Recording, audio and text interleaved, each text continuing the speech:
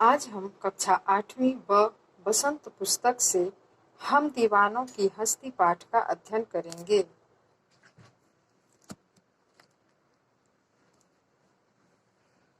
तो अब हम कविता पढ़ना शुरू करेंगे। हम दीवानों की क्या हस्ती है, आज यहाँ कल वहाँ चले, मस्ती का आलम साथ चला, हम धूल उड़ाते जहाँ चले, आए बनकर उल्लास अभी, आंसू बनकर बह चले अभी, सब कहते ही रह गए, अरे तुम कैसे आए कहाँ चले। इस पद्यांश में भारत के सच्चे सपूतों का वर्णन है जो देश पर बलिदान देने हेतु सदैव तैयार है।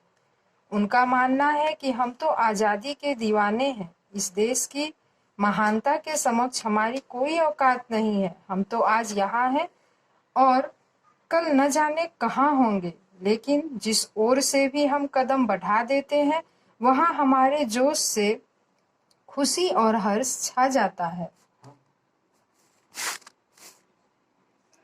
उनका मानना है कि हमारे आने से हमारे भाई बांधव यानी रिश्तेदार संबंधियों के चेहरे पर उल्लास छा जाता है और जब अचानक ही जाना पड़ जाए तो उनकी खुशी आंसुओं में परिवर्तित हो जाती है। सभी यही कह उठते हैं कि अभी तो तुम आए थे और अभी ही जाना है।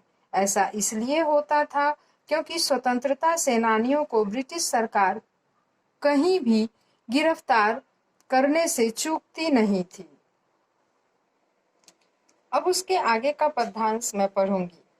किस ओर चले यह मत पूछो, चलना है बस इसलिए चले, जग से उसका कुछ लिए चले, जग को अपना कुछ दिए चले, दो बात कही दो बात सुनी, कुछ हंसे और फिर कुछ रोए, छककर सुख दुख के घूंटों को हम एक भाव से पिए चले। इस पद्यांश में बताया गया है कि स्वतंत्रता की राह हेतु बढ़ने वालों के लिए कोई राह निश्चित नहीं है। वे तो अपने लक्ष्य प्राप्ति हेतु किसी भी राह पर चल सकते हैं। वे इस संसार के लोगों को कुछ अपनी यादें देकर और उनकी भावनाएं लेकर आगे की ओर बढ़ते हैं। वीर जन संसार के लोगों से मिलते हैं तो कुछ अपनी कहते हैं और कुछ दूसरों की सुनकर हंस रो लेते हैं।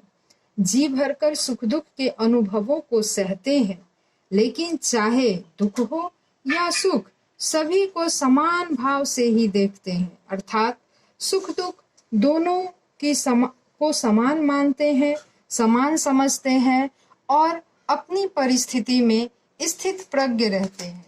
हम भिखमंगों की दुनिया में स्वच्छंद लुटाकर प्यार चले, हम एक निशानी सी उर पर ले असफलता का भार चले, अब अपना और पराया क्या आबाद रहे रुकने वाले, हम स्वयं बंधे थे और स्वयं हम अपने बंधन तोड़ चले।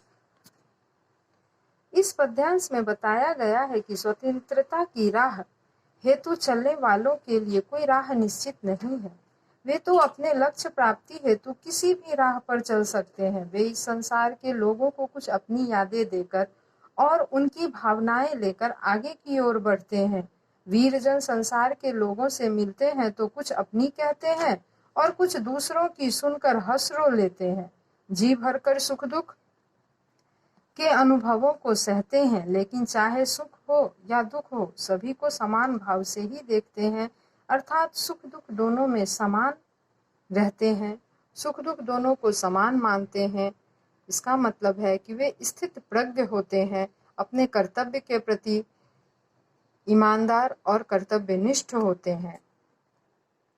इस तरह हमने देखा कि इस कविता में सच्चे सपूतों का वर्णन है जो देश के लिए बलिदान देने से कतराते नहीं। उनका मानना है कि हम तो आज़ादी के दीवाने हैं, सारी देश हमारे रिश्तेदारों से भरी हुई है, बंधु बांधव हमारे सारे देशवासी हैं, इसीलिए हम देश भर में घूमते हुए उनसे मिलते हैं, उनसे मिलकर हंस रो लेते हैं और आगे की ओर बढ़ चलते हैं।